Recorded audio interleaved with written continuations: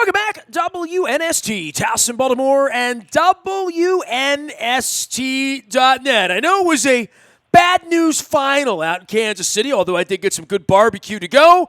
This guy has ended the NFL wars after a lifetime, not only on the sidelines with the Cincinnati Bengals, but as our partner here in Baltimore, as our defensive coordinator for all things Super Bowl 35. It is a week to honor our partner, Brian Billick, on behalf of the Living Classrooms Foundation, and they'll be doing that this Sunday in Ring of Honor. Maybe one day, I don't know, the Cincinnati Bengals have a Ring of Honor or what they call it there. Maybe my pal Marvin Lewis will be a part of that. But right now, Marvin, I was going to call you to talk about Lamar and this and that and football. And then I realized, you're doing football. It's at Arizona State. And I don't even know that you're watching NFL games on the weekends. You have become immersed in something that I don't know a lot of folks knew how much you loved college football and being a part of it all those years. But you've made it back onto campus, Marvin Lewis, haven't you? Yeah, I have. I'm here and assisting Coach Edwards and helping him with the coaches and staff and so forth. And that's my role right now. So I'm enjoying doing it. Special advisor to Sun Devil football. That's like Frank Cush's old role or something, right? Yeah, I think. Frank Cush, Danny White. You know what I mean. So, but I think I'm probably beating them in hours spent. Well, I mean, look, Herm knew he was going to get a part-time coach with a full-time ethic, right? So give me a little bit of the background on this and coaches and maybe even where Brian fits in all of this for you, right? Because I know Brian had Denny Green sort of sponsor him. You worked with Bill Cowher before you came here. You made your own path and sponsored many other coaches. But the coaching tree and coaches hanging out with other coaches, it's been that way since birth for you, right? I mean, once a coach, always a coach, and you kind of stick together, right? Yeah, well, and I think, the opportunity to come here and, we were going to, live here because our daughter's been here since we moved to Cincinnati, and the opportunity now to be here close to her and our grandsons. And so that was a good thing. It's something that my wife was going to do, whether I did it or not, with her or not. She was going to be here, so I had to make a decision to come along. So, it's been great. I appreciate the staff and, the input that Coach Edwards is asking from me. And and it's been great to be around these young players. They're all ears, and all they want to do is get better, and it's been fun. College football's changed a lot since I was last coaching in college and University of Pittsburgh in 1991 before I came to the NFL. Well, I mean, you're in a unique position. You made a lot of money, did a lot of things in the NFL. You're out in the sunshine. Why still be involved in football at this time? I mean, was it special to Arizona and to Herm that you would go down the street and do this for a while to see if you still want to do that or want to be involved in college football, which it's got to be different, right, than what you've done, right? Well, it is, but, I like the fact that, I'm trying to be helpful to someone else, to someone that, that's what a couple of things were brought up, opportunities, and to stay involved. People thought maybe I would get, bored after you go, 100 miles an hour for so many years, and to go down to idle, people think, you'd get bored and so forth. So I've really enjoyed this role and opportunity. Well, look, I've known you forever. You were one of my first sponsors, of course, with Jim Schwartz, and then along came Brian Billick. You were there, and, I think there was a period of time where you didn't believe you were going to remain a Raven when Brian came along. I mean, that's not normal, and it really set off a not normal path for your own career, right? And coming to Baltimore, but not only coming to Baltimore, but remaining in Baltimore when Brian came aboard. They're putting Brian in the ring this week. I know it's long overdue.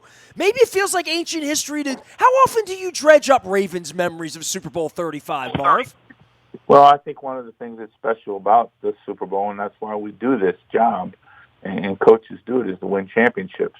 And the memories that are created during that time and during that run are very special. And obviously, when Brian, the opportunity to work with him, he helped shape my career. And, so I'm very, really indebted to Brian for what he did for me. Philosophically teaching and so forth. And he was just a great friend, and someone that I think came into that situation. And obviously, when you rehire a coach, sometimes it's uncomfortable. And there was never one time that Brian Billick made me feel uncomfortable being back in that building with everybody else who was brand new. So, that's the kind of person he is. I really enjoyed him and the time and his family and so forth, and just very special. And they're great role models for you. I was fortunate to work with under two first-time head coaches, and Bill Cowher and Brian Billick, that were both very, very successful. Marv, you came off the boat with the team, or really not? I mean, you sort of came in and flew into a mess here and the mean machine and all of that stuff. I think it's very easy to get lost in what the Ravens brand has become, not only because of Brian or people like you in the beginning and Ted Marchibroda, and even the players like Ray Lewis, but Art, Ozzie, what Eric is still doing here, that there really was a foundation laid when you showed up and Bill Tessendorf had a tool belt that, sort of lingers, right? 23, 24 years later, that Brian was a huge part of normalizing the situation there, because you saw it before it was sort of normal and before it was Super Bowl stock, right? Well, I think the biggest thing was, and I had an opportunity to talk with Brian before he even took the job, when he was looking at it, and my perspective on it was, this is really a good place that Mr. Modell wants to win. And it's just a matter of you and Ozzie getting together and figuring it out together. Because if you stay divided, then everybody else is going to chime in. And I think Brian did an outstanding job of that. And obviously the work that Ozzie has done year after year after year. And, to have his calm demeanor and yet steady hand as a leader has been incredible. And again, another thing that you just watch and marvel at. And obviously I had coaches leave my staff to become head coaches. And that would be the first, tip of advice I would give them, is their relationship with the GM and how important that is, that they stay on the same page. The decision makers stay on the same page as much as possible. Marv, I'm having an argument this week on the backside of Harbaugh going on fourth downs from anywhere in the field about analytics and how much the game has changed. And I really got to thinking about Brian on the flight back from Kansas City this week as we get ready to put him in the Ring of Honor, and here come the Browns, about the game and sort of the mindset of baseball and analytics and blackjack and the hand you're dealt, and always playing something sort of the way it's always been played over 100 years. You've been involved in this and seen the evolution of football and play calling and defenses and now the rules changing and how it affects the game in regard to hitting quarterbacks and stuff. Brian was always sort of called CompuCoach. He was one of the first guys to sort of bring that on or welcome that in. I remember when you guys were getting film back here 25 years ago, but Brian was always a guy like sort of out on the front of innovation in this, and at a point where he got made fun of for it. I mean, when he first came here, right? And innovation's where everything is in football at this point, right? Brian was very organized. It was ultra organized, and I think that was the thing. That just time spent is not necessarily good time spent if it's not focused and on what you're doing and have task at hand, and you get the end result you're looking for. And so he was very focused that way. He always had a plan, and he was going to be very determined with his plan and put that plan in front of us time and time again. And that's what we all try to do. So, yeah, Brian would be all over, I think, the analytic portion of football. My only issue with a lot of the analytics and with dealing with that kind of stuff is their sample is not very good. Their sample that they're creating their data from is when you get your head kicked in, and then things happen. It's hard to be the game and the temperament, what I want to say, the ebb and flow of the game and where you are and so forth. That, to me, has to play in so much in the head coach's decisions. And when you make those kind of decisions, you're going to get criticized and second-guessed on them unless you win the football game. And that's the same advice I just gave I gave the Herm all the time, too. The only way you can be right is to win it. And that's just that's the nature of the job. Well, those decisions on fourth and whatever from wherever, and whether we're going to go for it or not, or whether we're going to punt, whether we're going to kick, and the other decision would be twos and ones and where on the field and 35-yard field goals and penalties that happen on those plays as to when you go for two or when you go for one. John had all of that going on this week. All of you as NFL head coaches have had that going on. I just think there's a different book or different set of whisperers now than maybe there were 10 or 20 years ago. There's a different set of data. Now, to your point, whether you trust or believe that data, but I think the game is being played and coached a little differently, if not on the armchair, it's certainly on the field, where John Harbaugh's going on 4th and 1 from his own 34-yard line, which his father would probably have never gone for that for 50 years, right? Yeah, that's, again, that's the decision John has to go for and do. And if you're successful, great. If you're not, that's what people are going to look at you at. How's Arizona State football? How are we doing out there? How are you doing with – it's like saying, how are you doing with these young men? And I saw Andrew Whitworth running around the other day and think not young men, but – you were pretty used to dealing with 21, 22, 23-year-old people. You've had a pretty nice batch of them forever, right? Probably a little different 17, 18, and 19, but this isn't your first time talking to young people about football and life, right? Right. No, it's not. And, it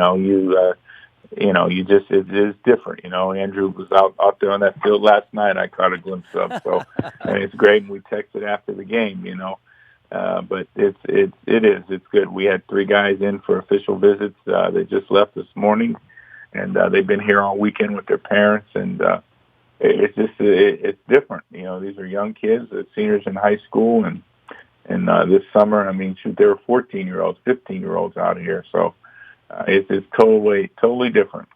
Well, for you and being a part of this and doing all this stuff, Ring of Honor for Brian. Brian's gift to the Super Bowl 35. And get to some good memories here and talking about this sort of stuff.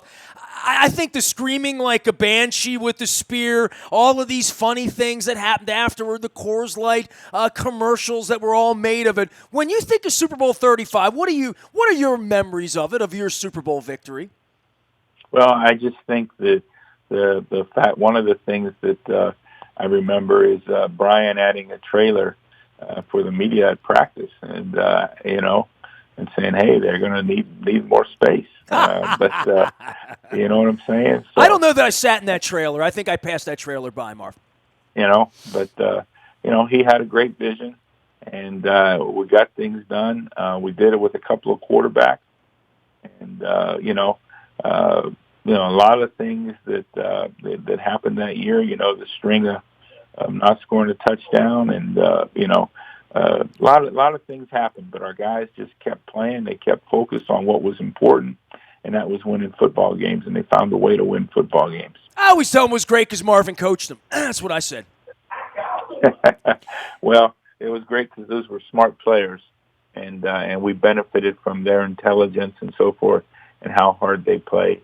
And, obviously the leadership from the Rod Woodsons, the Shannon Sharps, the Ray Lewises, the Rob Burnett's, and those guys that we had, Harry Swain on offense. And, then later on we end up with Ben Coates and Sam Gash, guys like that. We had some great pros, and they really were great mentors that and made plays for us and helped us grind.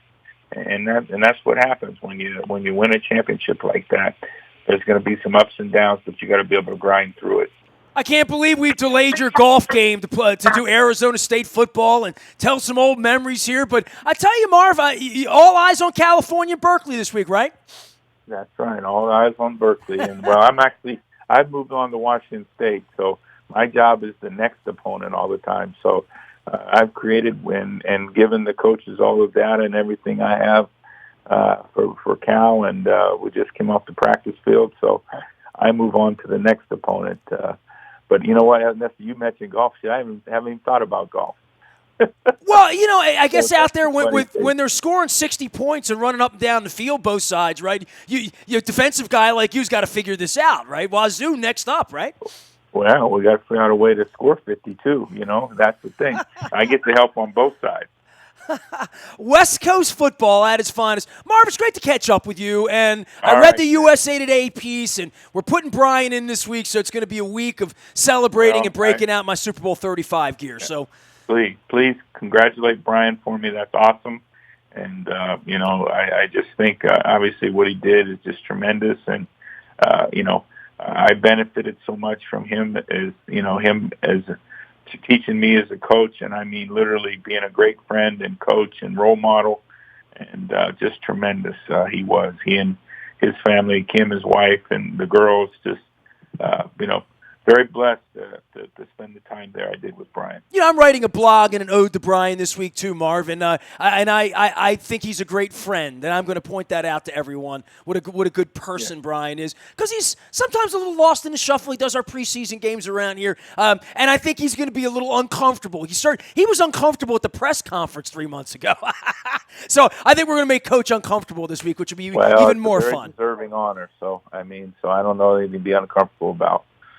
He's not used to all this love. Marv, take care of yourself. We'll see you soon. Okay, thanks, Nestor. Marvin Lewis, longtime coach of the Cincinnati Bengals and always the defensive coordinator of the Super Bowl 35 Baltimore Ravens. January 28, 2001. Feels like yesterday. How can it be almost 20 years later? Head coach Brian Billick, our partner on behalf of the Living Classrooms Foundation, going into the Ring of Honor this week. We'll be talking to all sorts of connected Super Bowl 35 individuals, including Marvin Lewis, who's on the wazoo out there in the special assistant to Herm Edwards' role, special advisor to Sun Devil football. I do think that's Frank Cush's old role. You can find me, Nasty, at WNST.net, Facebook, Twitter, LinkedIn, Snapchat, Instagram, streaming live on our Facebook, as well as our YouTube WNSTV channel. We are WNST.net, AM 1570, WNST, Towson, Baltimore, and celebrating Brian Billick all week long. And we never stop talking Super Bowl 35 memories.